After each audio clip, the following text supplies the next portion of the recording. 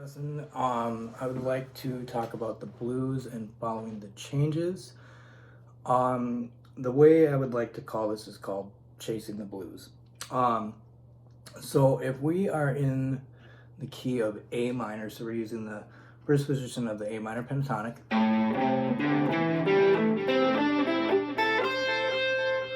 So which is 5, 8, 5, 7, 5, 7, 5, 7, 5, 8, 5, 8. Then also the A minor blues. So we got 5, 5, 8, and then we got 5, 6, 7, 5, 7, and then 5, 7, 8, 5, 8, 5, 8.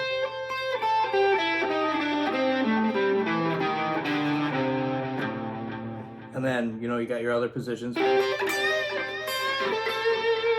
So we're going to stick with these two positions. So we got 8, 10, 7, 10, 7, 10, 7, 9, 8, 10, 8, 10. And then now for the blues, got 8, 10, 7, 10, then 7, 10 again, and then 7, 8, 9, and then 8, 10, and 8, 10, 11.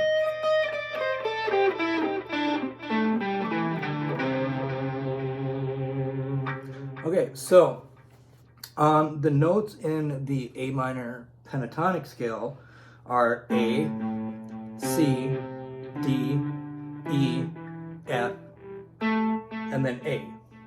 So with that, the formula for that would be 1, flat 3, 4, 5, flat 7, and then 1. And then we got 1, flat 3, 4, flat 5, 5, flat 7, 1 for the blues. So what we're going to do is we're going to take the chords. So like let's say you got an A minor or even just the regular A chord, or A7 you can do. So with all these chords you can actually play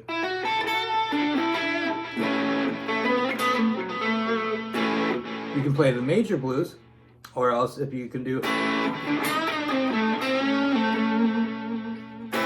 and you can play minor. So that's just a really cool thing. So if you take the chords, let's say just the regular triad, regular A minor triad is the note A, C, and then E. So A, C, E. So that'd be 1, flat 3, 5. And then usually it goes to, it could either go to another minor, so which let's say would be D minor, that would be D, F, and then A. So that would also be the 1, flat 3, and then 5. And then it goes to an E, which I like to just do E major, because that just works kind of cool too. So the notes in the E major chord are E, and then G sharp, and then we got B. So with that, keeping in context of what those chords are, you can outline like the notes. So for example, for that A, you could do a line like this. So here I'm hitting the root, then I'm hitting the flat 7, then flat 3, and then when it gets to the 4 chord, that D, a good way to lead into this is hitting 5 to 7, because you're on the G string, because you're hitting the flat 7 of the D, also the flat 3rd of the A, and then into the D, which would be, kind of like the 1. So that'd be the 4 chord, and then you're back here. And then now for the turnaround, or to that E,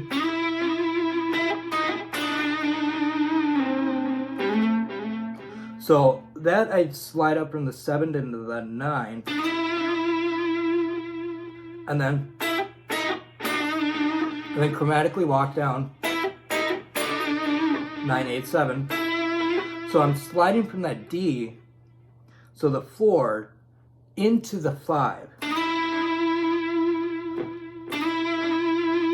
So it's like the flat 7 of the E. So then you got that E,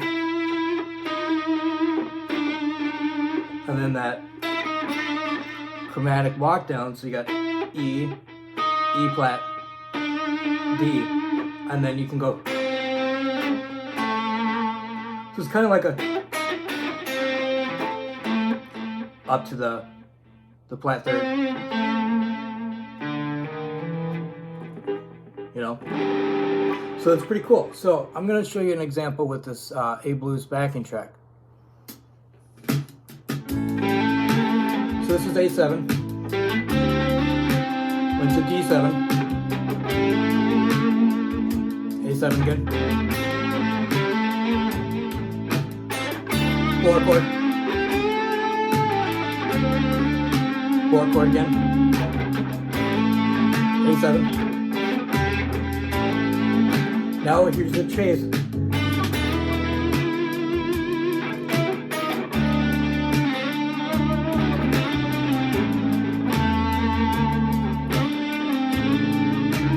Then you can mess around.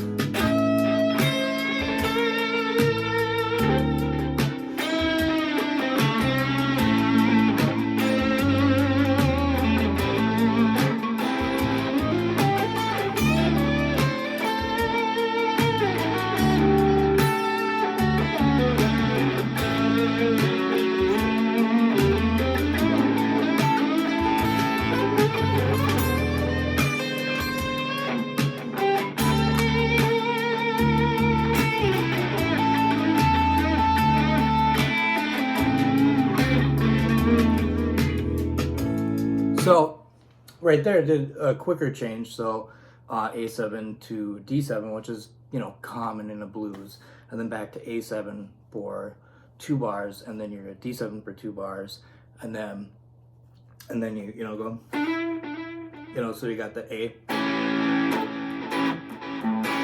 and D7, and then A.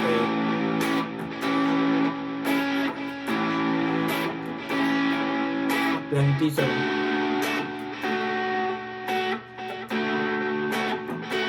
then A7 for 2 bars. Now here's that E. So that's just a 1 bar change.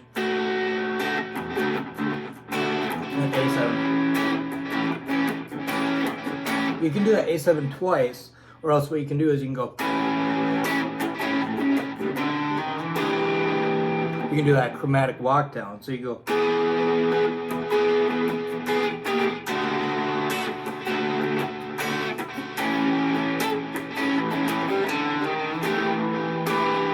You know, hit that Hendrix E9. So another thing is to do melodic. And that's probably the best way, is to minimize playing first. As B.B. King would say, one note can mean a lot more than,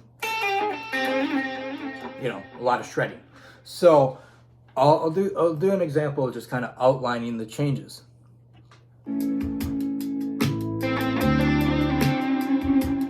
Okay.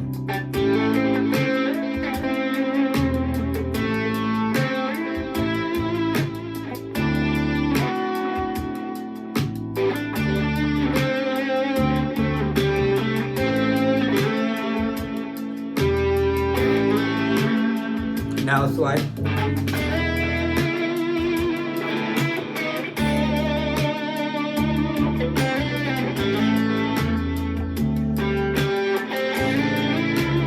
So now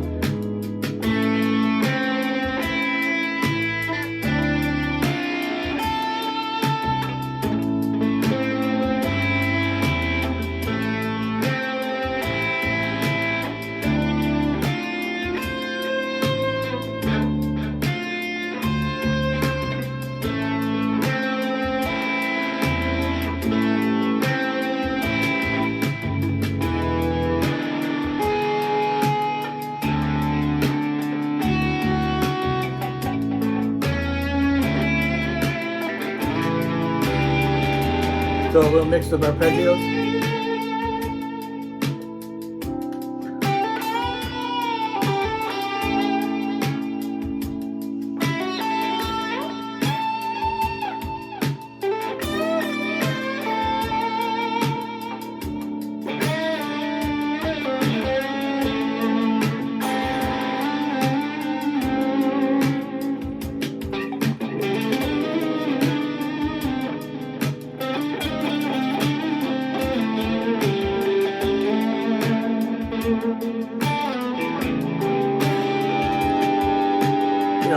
So something like that you can outline. Okay, so now what you can do is you can outline the arpeggios. So you got A,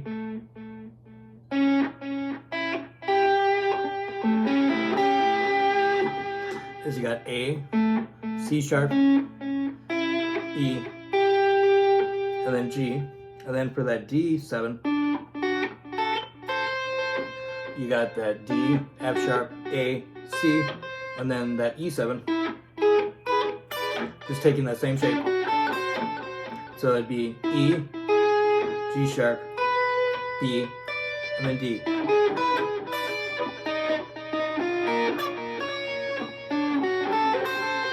You know, so you can chromatically walk that.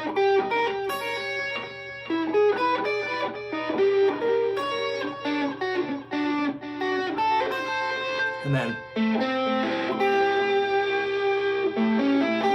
So that's another cool way is to outline with arpeggios. It's always good so you can kind of get a map of the notes. So yeah, if you have any questions, just let me know.